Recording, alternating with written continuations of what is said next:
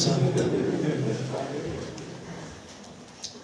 우리 토요 전도대는 토요일마다 이제 11시에 빅박적으로 전도를 나가려고 합니다. 매주 토요일입니다.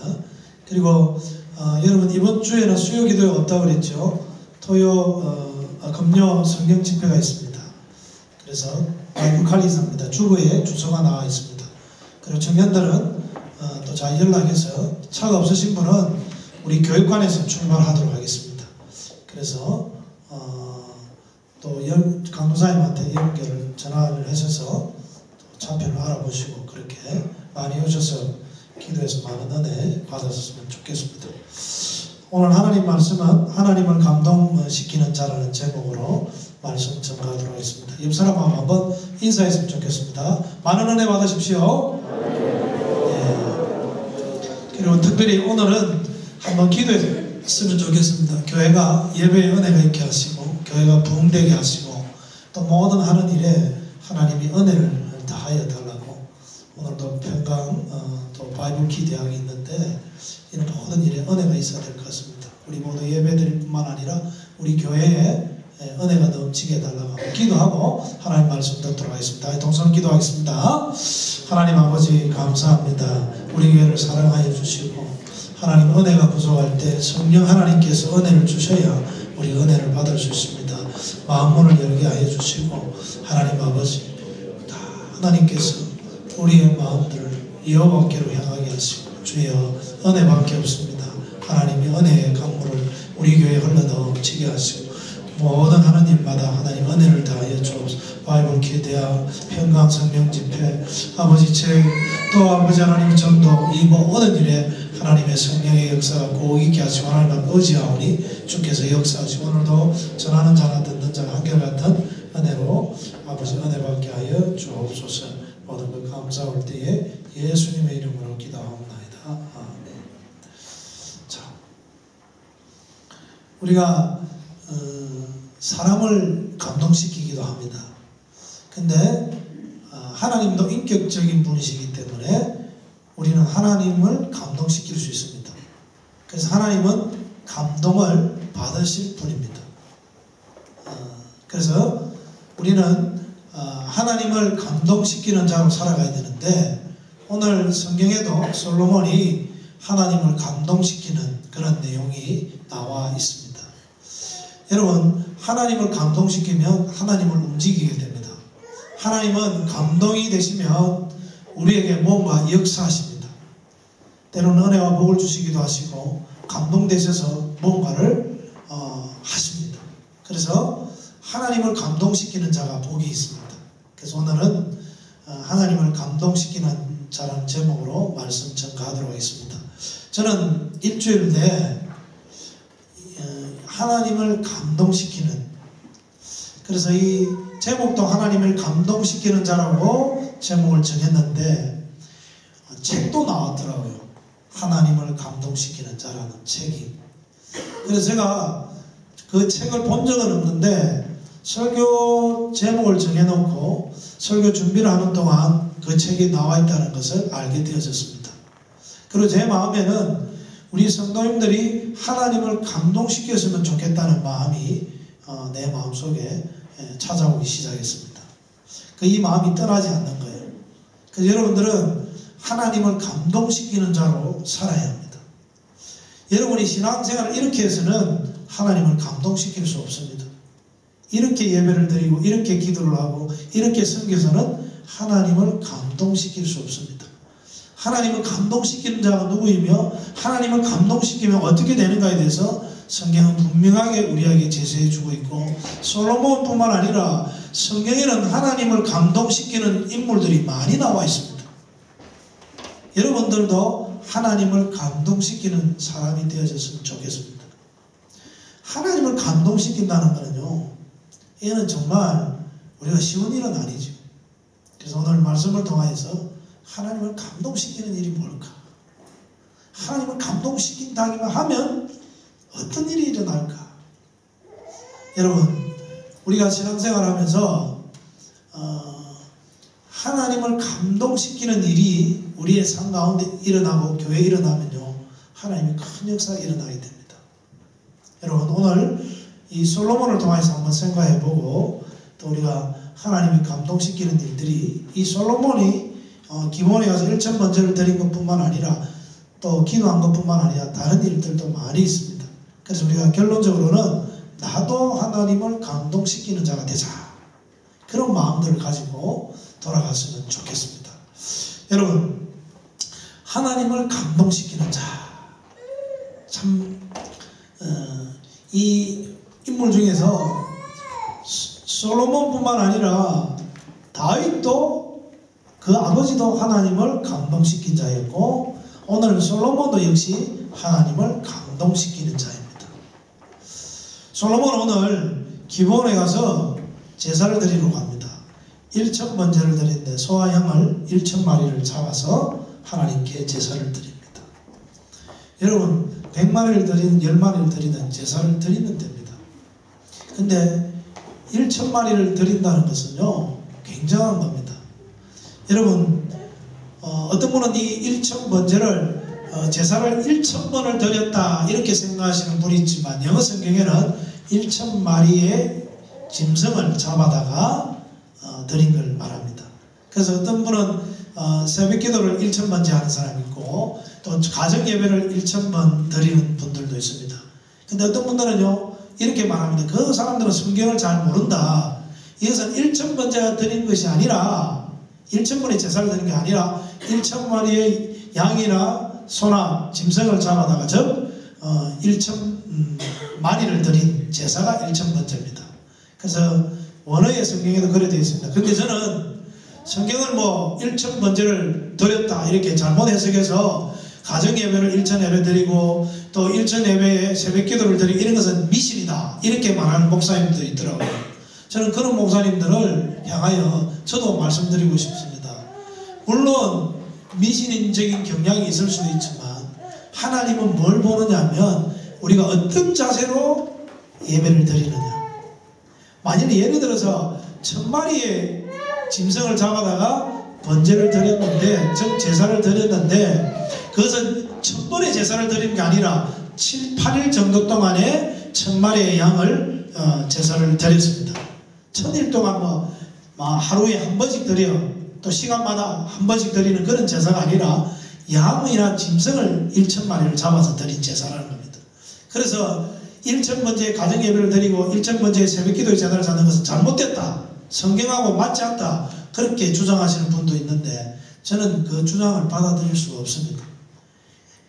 마음을 다해서 1,000번의 가정예배를 드리면 그게 나쁩니까? 성경을 좀 잘못 깨달았을 수도 있습니다. 그것은 잘못일 수 있을지 모르지만 1,000번째의 가정예배를 드리고 1,000번째의 새벽제단을 쌓는 것은요, 나쁜 게 아닙니다. 오히려 하나님이 기뻐하실 수 있습니다. 물론 내 마음의 소원을 이루기 위해서 1,000번의 예배를 드리고 1,000번의 새벽 제단을 쌓는다, 그렇게 하면 잘못이지만 내가 순수한 마음으로 정말 하나님 앞에서 예배를 드리고 싶어서 새벽 기도에 나와서 기도하고 싶어서 작정하고 1,000일 동안 예배를 드린다, 이렇게 하면요 하나님은 기뻐 받으실 것입니다. 너무 원어에 성경에도 히브리 원어를 잘못 해석했다 해서 그렇게 드리면 차라리 무식한 게 더 낫습니다.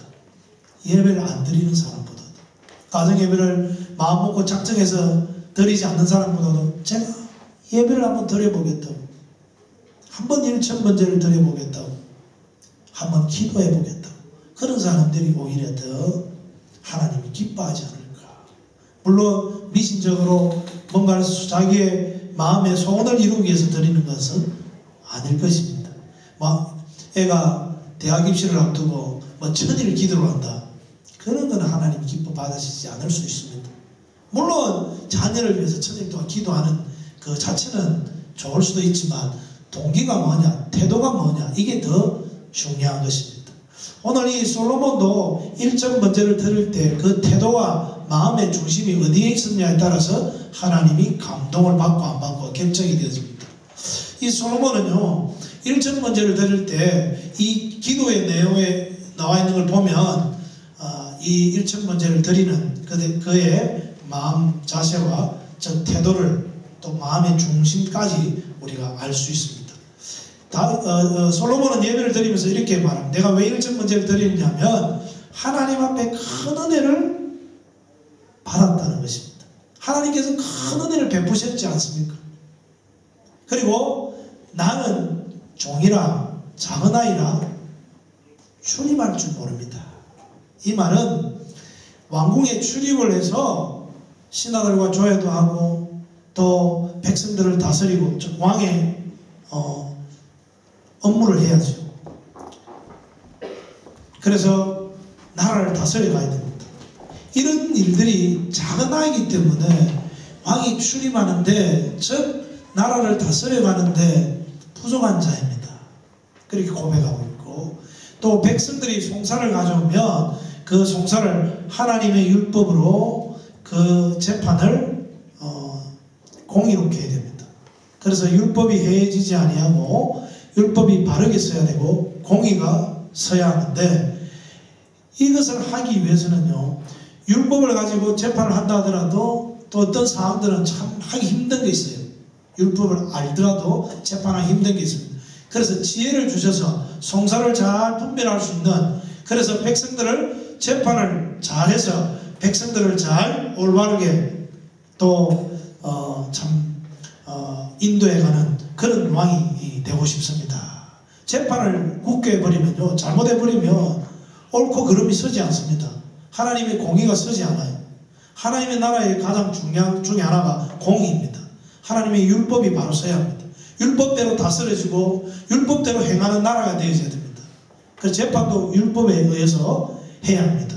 그래서 하나님이 주신 그 말씀을 잘 재판하기 위해서는 지혜도 필요합니다. 율법을 잘 깨닫고 그 깨달은 것을 잘 재판하는 데 사용해서 그리고 이 모든 것에 참 하나님께서 나에게 지혜와 능력을 주셔서 잘 재판할 수 있도록 해 주십시오. 이 솔로몬의 마음은 이 하나님이 세우신 이 이스라엘 나라를 자기가 왕이 되었지만 하나님이 주시는 지혜와 능력으로 다스리기를 원하고 하나님의 율법으로 잘 재판해서 하나님의 율법인 참 공의가 바로 서기를 원합니다. 그래서 이 솔로몬은 하나님의 나라를 다스리는데 내가 이 나라를 다스리는 것이 아니라 하나님 앞에 도구로 사용받는 그런 왕이 되어져서 나는 하나님이 주시는 지혜와 능력으로 이 나라와 백성들을 다스리기를 원합니다. 하나님 나를 도와주시고 나를 붙들어 주시고 내가 이 나라를 잘 다스릴 수 있도록 하나님이 능력을 주시고 지혜를 주셔야 됩니다. 그래서 자기가 왕이 되었지만 자기가 이 나라를 다스리는 게 아니고 하나님께서 이 나라를 다스려 가도록 자기가 하나님 앞에 쓰임받는 자가 되기를 원합니다. 그래서 하나님은 이 솔로몬의 태도와 또 그런 마음을 가진 것을 보고 기뻐하셨습니다. 대개 보면 왕들은 자기가 왕이 되면요 자기 한 말에 명령에 모든 백성이 따릅니다. 여러분들이 왕이 안 되어봐서 모르지만 왕이 되면요 얼마나 큰 권한이 자기에게 주어지는지 모릅니다. 어쩌면은 자기가 할 수 있는 모든 것을 다 할 수도 있습니다. 자기 말 한마디에 모든 것이 움직여집니다. 그래서 왕이 되면요 대개 보면 자기가 왕이 되면 왕이 된 것을 기쁨을 나누기 위해서 잔치를 베푼다든지 또 제도를 개선한다든지 또 인재를 등록해서 신하를 골고루 쓰면서 어떻게 됩니까? 이 나라가 잘 운영될 수 있도록 그렇게 왕이 되어서 나라를 다스려 갑니다. 여러분 왕이 되면 가장 필요한 것이 뭐냐면 참 사람이 필요하겠고 또 자기가 왕이라는 것을 알려야 되고 또 여러 가지 자기가 잘할 수 있도록 어떻게 합니까? 참 열심을 다해서 신하들을 잘 다스리고 또 신하들이 백성을 잘 다스리고 어떻게 하든지 이 나라가 잘 참 세워져 갈 수 있도록 참 최선을 다하는 그런 일들을 할 것입니다. 그래서 자기가 이 나라를 한번 잘 다스려 보겠다는 그런 마음을 먹습니다. 대부분요 교회에 이제 청빙을 받아서 목회자가 담임 목사로 가면요 이 솔로몬처럼 하나님 앞에 나가서 예배를 드리고 기도하는 것보다는요, 이 교회 가서 제가 청명을 받고 저 갈 텐데 어떻게 하면 제자 훈련을 잘 시키고, 어떻게 하면은 행정을 잘하고, 어떻게 하면 이 교회를 잘 인도해 갈까, 이런 생각들을 많이 합니다. 그리고 또 뭐 자료를 준비하고 또 여러 가지 필요한 것들을 자기가 참 교회 가기 전에 참 모아서 잘 컴퓨터에 저장을 하고, 그래서 교회를 잘 참 인도해 가기를 원합니다. 근데 그런 건 하나님이 기뻐하지 않았어요. 그것보다는 더 하나님이 감동을 받는 게 뭐냐, 이 솔로몬처럼 나는 왕이지만 내 힘으로 이 나라를 다스릴 수 없습니다. 하나님이 지혜와 능력을 주셔야 됩니다. 솔로몬이 이런 기도를 할 때, 여러분이 솔로몬이 하나님 지혜를 주십시오, 능력을 주십시오, 오직 이 나라만을 잘 다스리기 위해서 지혜와 능력을 구했다면 하나님이 기뻐하지 않습니다.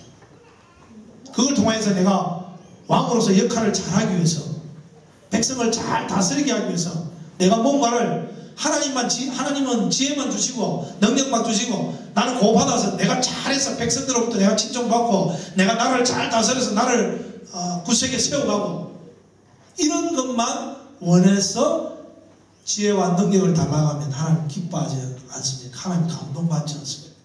솔로몬에게 감동을 받은 것은요, 솔로몬이 지혜와 능력을 달라는 것도 왜 달라고 하느냐면요, 여러분, 하나님이 세우신 나라를 하나님 정말 이 백성들을 위해서 다스리고 싶습니다.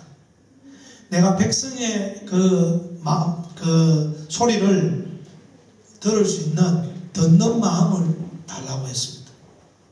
여러분, 백성의 목소리를 잘 들어야 백성들을 잘 다스릴 수 있습니다. 자기가 왕이네 합시고 그렇게 하면 왕의 거리는 자기에게 있을지 모르지만 백성들하고는 거리가 멀 수밖에 없습니다. 백성들의 목소리를 듣고 백성들의 아픔을 아는 사람이 진정한 왕이고, 참 우리가 바라던 그런 왕입니다. 그런데 자기가 왕이냐 이렇게 하고 그 백성들을 그냥 다스리기만 한다면 안 되죠. 백성의 목소리를 듣고 그 목소리를 자기가 그 다스리게 하는데 잘 반영을 해서 나라를 잘 다스려 가야 되는 거죠. 그래서 백성의 목소리를 들을 수 있는 왕이 좋은 왕입니다. 그래서 어떻게 하든지 백성의 목소리를 듣고 하나님 주신 지혜와 능력을 가지고 이 백성을 잘 다스리는 것은 누구를 위한 것이냐면 하나님을 위한 것입니다. 이스라엘 나라는요, 여러분, 우리가 지금 있는 호주나 뭐 미국 이런 나라하고는 좀 의미가 다릅니다. 그 나라는 신정국가입니다. 하나님이 친히 이스라엘 애굽 땅에서 불러서 그 이스라엘 나라를 세운 하나님의 나라입니다. 그래서 하나님이 다스려 가기를 원하는데, 하나님은 왕을 세워서 그 왕을 통해서 하나님은 그 백성을 다스리고 통치해 가는 것입니다. 그래서 하나님께서는 다윗의 마음을 본 것이죠. 다윗은 정말 이 백성을 잘 다스려서 이 나라를 하나님의 나라로 만들고 싶은 거예요. 하나님, 이 나라가 어떤 나라입니까? 하나님이 세우신 나라이지 않습니까? 내가 하나님 백성들을 잘 다스리기를 원합니다. 그래서 하나님께서도 그 마음을 보시고 하나님은 기뻐하십니다. 그리고 솔로몬이 내가 원하는 것이 무엇이냐, 무엇을 줄고 할 때에 하나님은 말씀하십니다. 하나님, 나는 다른 거 없습니다. 하나님, 이 백성을 잘 다스릴 수 있는 지혜와 능력을 달라고 그렇게 하나님 앞에 기도했습니다. 그래서 그 기도가 하나님 마음에 들었습니다.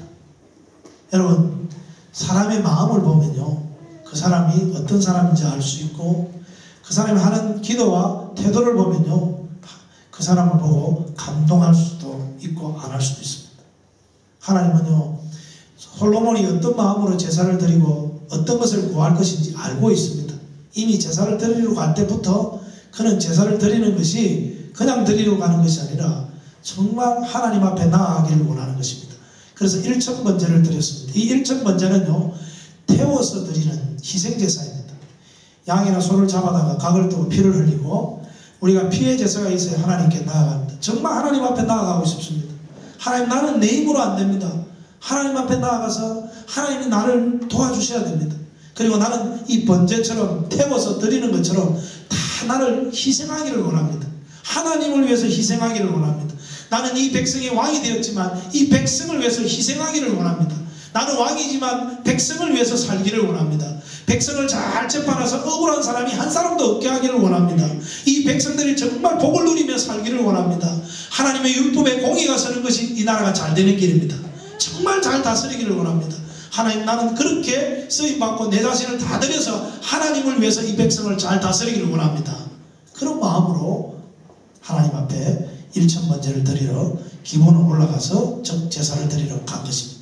하나님은 아세요. 그래서 그 알지만 하나님 물어보십니다. 제사를 드리는 그 솔로몬의 밤에 나타나서 내가 너에게 무엇을 줄까? 너는 구하라. 저는 이 말씀을 보면서요, 여러분한테 한번 이런 기회를 한번 주면은 어떤 대답을 할까?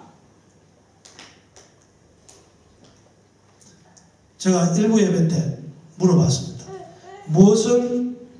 내게 무엇을 줄까? 그런 것을 하나님께서 한번 그런 것을 여러분에게 베풀어 주시기로 한다면 여러분 무엇을 구하겠습니까? 그러니까 그 일부 예배 드릴 때는요, 제가 너무 심각하게 했거든요. 진실되게 이야기를 했더만요, 진실되게 정말 이야기하더라고요. 돈이라더라고요. 오늘 말하는 부명예를 구하지 않았다, 그렇게 하는 말씀하죠. 돈, 명예.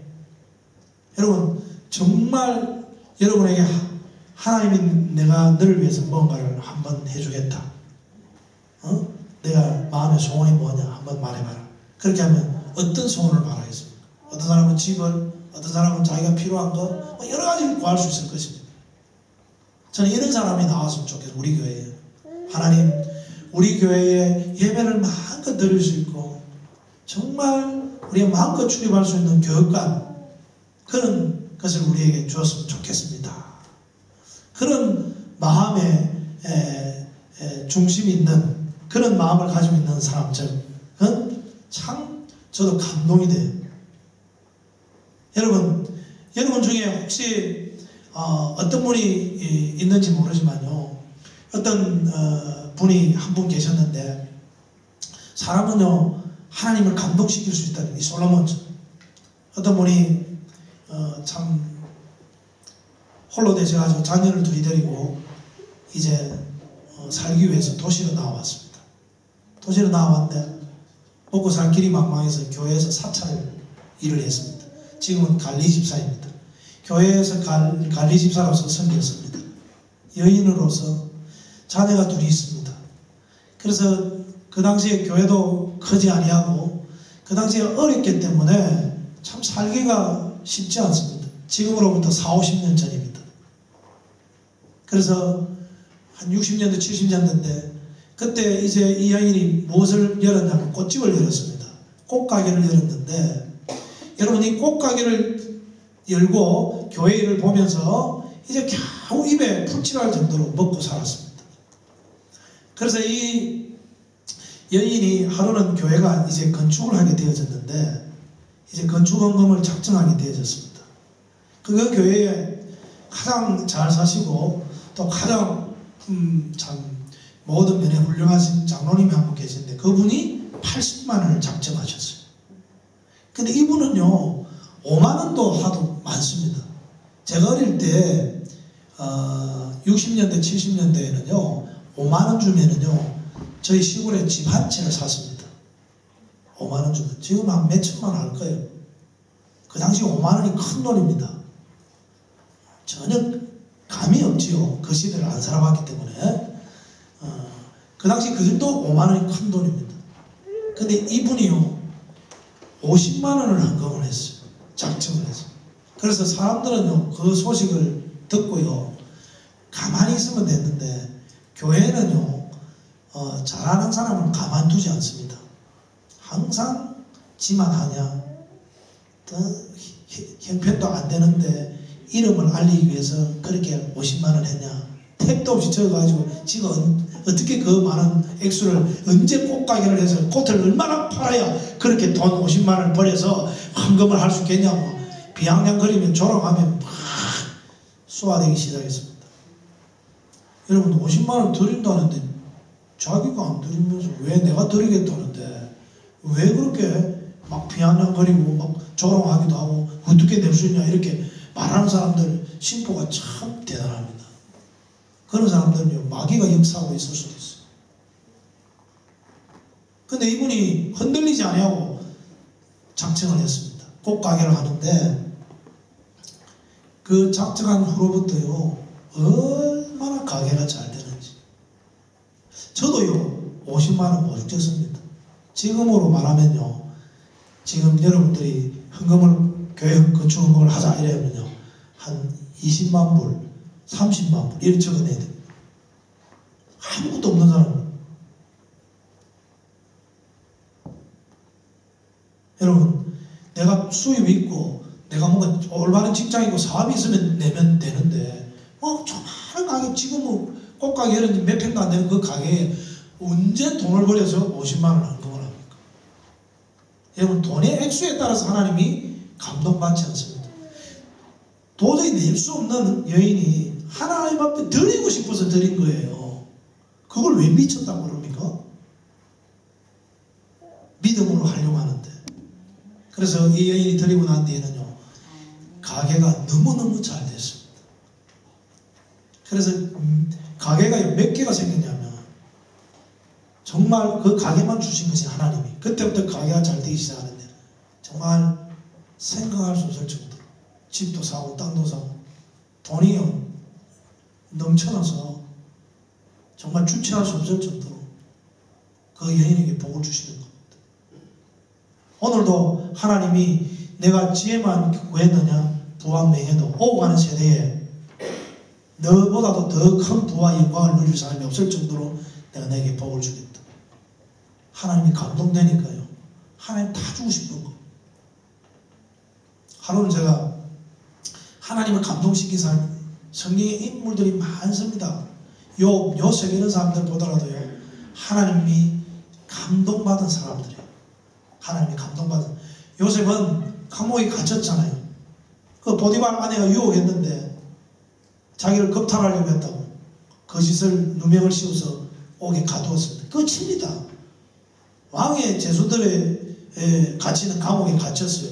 옷도 있었습니다. 요셉이 도망가다 그 여인이 잡았는데 옷을 이렇게 그 현장에 남겨지게 됐어요.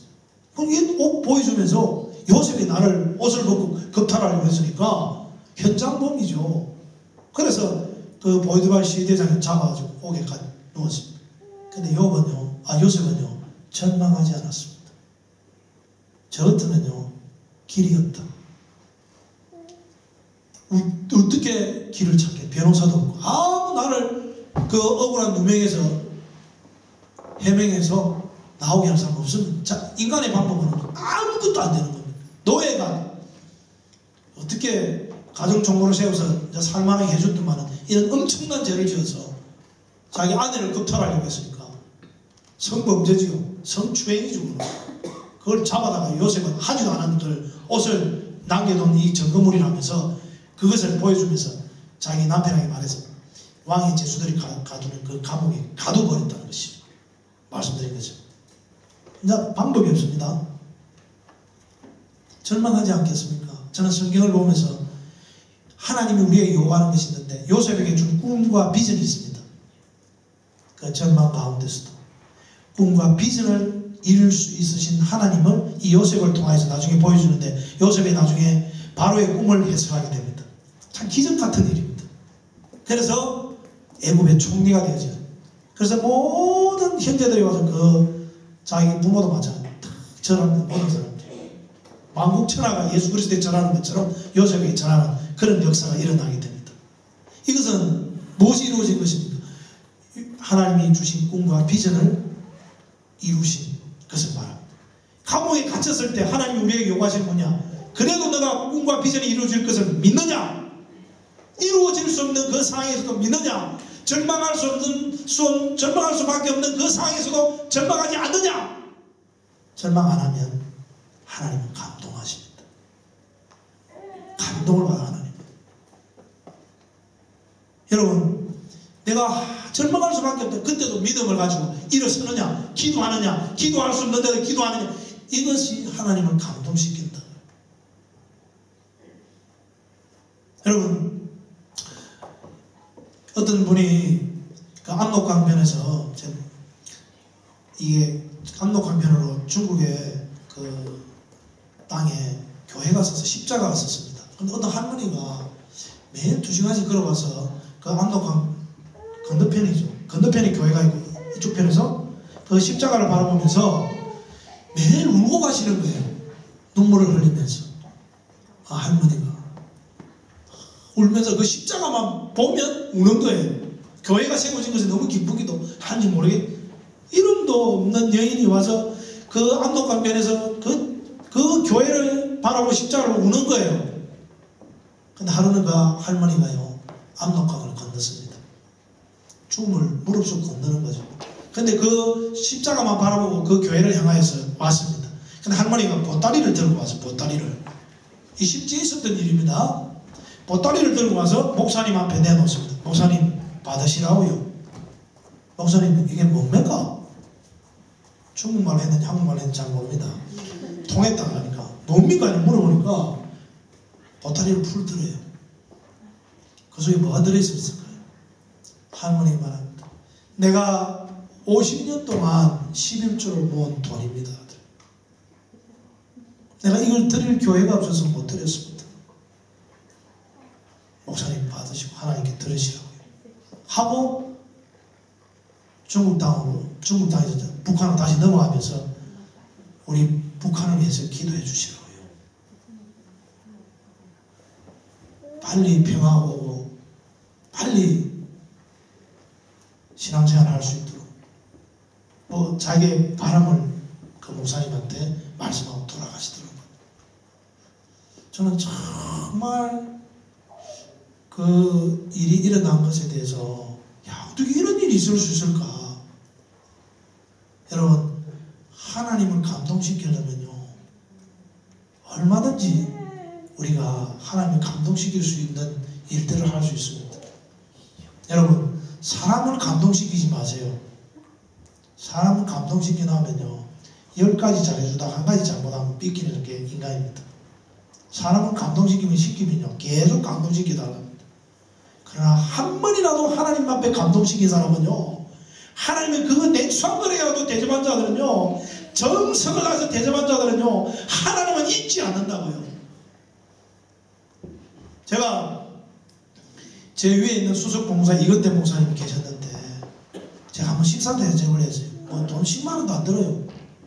그래서 식사 대접을 했는데, 저는 그 신방을 가면요, 축복 기도를 해주는 자입니다. 근데 그때는요, 이건대 목사님이 우리 과정을 위해서 기도해 주시는데 돈 10만 원이 아깝지 않더라고요.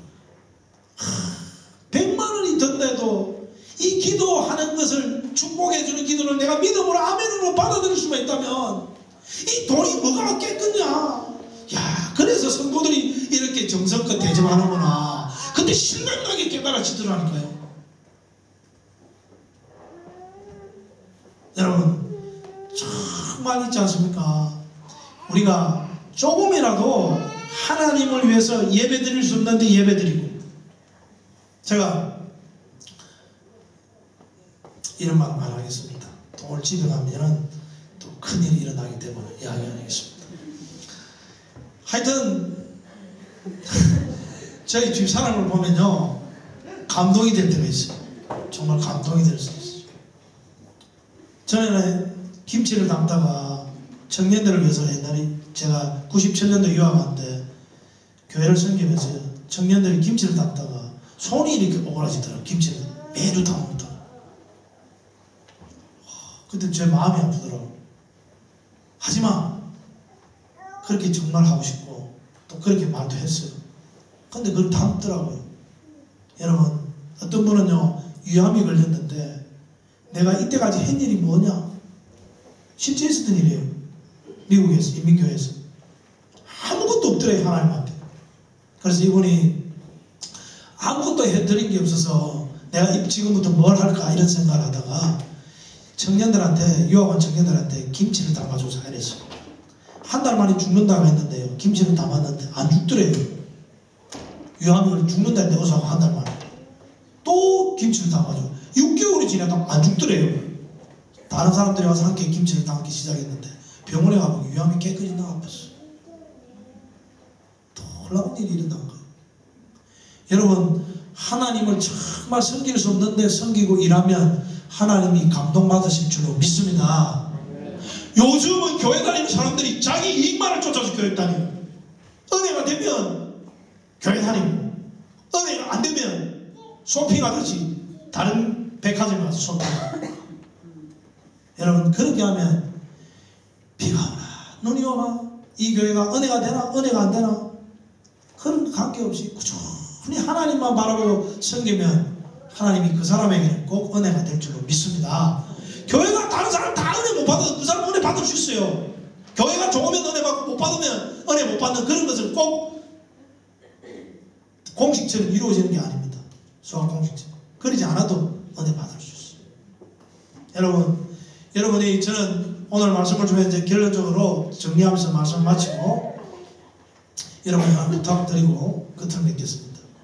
여러분, 저는 왜 이 말씀을 준비했냐면요, 정말 하나님 한번 감동시켜 보세요.